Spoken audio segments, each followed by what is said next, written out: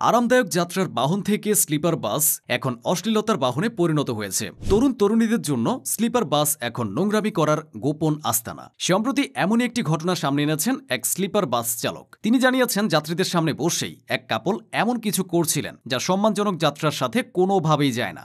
ঘটনাটি ঘটেছিল রাজধানী ঢাকা থেকে কক্সবাজারগামী একটি বিলাসবহুল স্লিপার বাসে। চালক জানান, আরামবাগ থেকে যখন যাত্রা শুরু হয় তখন বাসে ওঠা এক তরুণ ও তরুণীকে দেখে সন্দেহ জাগে তার মনে, কারণ তারা দুজনের কেউই শালীন পোশাকে ছিলেন না। নারীটির টি শার্ট ছিল অস্বাভাবিক রকম উন্মুক্ত।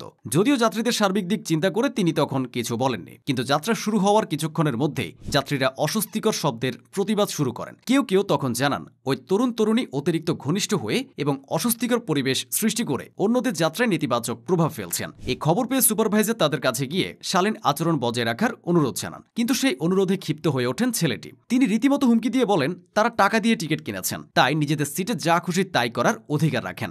বারবার অনুরোধ জানিয়েও কোনো কাজ হয়নি, বরং পরিস্থিতি আরও খারাপের দিকে যেতে থাকে। এদিকে স্লিপার বাসটি তখন মেঘনা নদী পার হয়েছে। চালক জানান, গাড়িটি আচমকাই অস্বাভাবিক রকম ভারী হয়ে পড়েছিল, পাশাপাশি এটি তার ভারসাম্য হারানো শুরু করেছিল। তাই তিনি দ্রুত পরিস্থিতি বোঝার চেষ্টা করেন। সন্দেহ হতে থাকে ওই দম্পতি হয়তো এমন অবস্থানে রয়েছেন যা বাসের ভারসাম্য নষ্ট করছে। এই সন্দেহ থেকে চালক সিদ্ধান্ত নেন বড় স্পিড ব্রেকারের উপরে গাড়ি জোরে চালিয়ে যাবেন, এবং যখন এটি করা হয় তখনই স্লিপার বাসের উপরের বেড থেকে নিচে পড়ে যান ওই তরুণ। তাকে দেখা যায় সম্পূর্ণ অনুপযুক্ত অবস্থায়। এতে বাসে থাকা বাকি যাত্রীরা হতবাক হয়ে যান। কারো আর বুঝতে বাকি থাকে না স্লিপার বাসে চলছিল এমন এক কাজ যা একে যাত্রী পরিবহনের মাধ্যম না করে অসামাজিক কাজের ক্ষেত্রে পরিণত করেছিল। চালক জানান, এমন পরিস্থিতি কেবল বাসের অন্য যাত্রীদের অস্বস্তিতে ফেলে না, বরং বাসের নিরাপত্তার ক্ষেত্রেও হুমকি সৃষ্টি করে। স্লিপার বাসের ওজন ভারসাম্যহীন হলে, বিশেষ করে অনুমোদিত সীমার চেয়ে ওজন বেশি হলে, ব্রেক সিস্টেম দ্রুত গরম হয়ে পড়ে। এতে জরুরি অবস্থায় বাসকে থামাতে অসুবিধা হয় এবং দুর্ঘটনার সম্ভাবনা বাড়ে।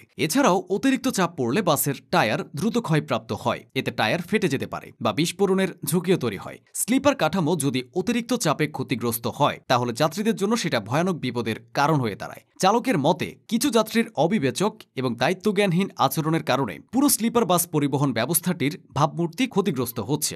যখন একজন যাত্রী অন্যদের উপস্থিতি এড়িয়ে গিয়ে বাসের ভেতরে অসৌজন্যমূলক বা অনৈতিক কর্মকাণ্ডে লিপ্ত হয়, তখন পুরো যাত্রীটি শুধু অস্বস্তিকর নয়, বরং নিরাপত্তার জন্য বড়সড় হুমকি স্বরূপ হয়ে ওঠে। অথচ এসব দায় গিয়ে পড়ে বাস চালক বা বাস কর্তৃপক্ষের ঘাড়ে। বাস চালকের মতে, আমরা তো প্রতিটি সিটে গিয়ে গিয়ে বসে থাকতে পারি না যে কখন কে কি করছে। অনেক সময় যাত্রীরা নিজেরা চুপ থেকে বিষয়গুলো প্রশ্রয় দেন, পরে আবার উল্টো আমাদেরই দোষ দেন। বাসের মতো একটা পাবলিক বা চলমান পরিবহনে সবার নিরাপত্তা, শালীনতা এবং স্বস্তি রক্ষা করা এক ধরনের সামাজিক দায়িত্বের মধ্যে পড়ে।